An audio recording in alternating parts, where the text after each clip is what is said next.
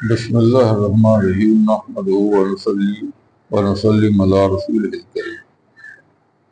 حضور نبی کریم صلی اللہ علیہ وسلم کا ارشاد پاک ہے کہ تم سجدے میں زیادہ دعا کیا کرو، تو سجدے میں بندہ اپنے رب کے بہت قریب ہوتا ہے اور سجدے میں دعائیں قبول ہوتی ہیں۔ آپ کے لیے ایک ایسا وظیفہ لے کے آیا ہوں کہ جس کے کرنے سے آدمی دنوں میں لاکھوں پتی ہو جاتا ہے۔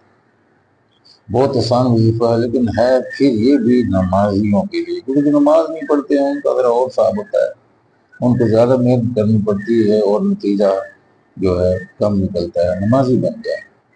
یہ وظیفہ ہے سبحان اللہ، ہر نماز کے بعد سجدے میں جا کر 11 دفعہ پڑھنا ہے، ایاک نعبد و ایاک نستعین، یا وہابو یا وہابو یا وہابو۔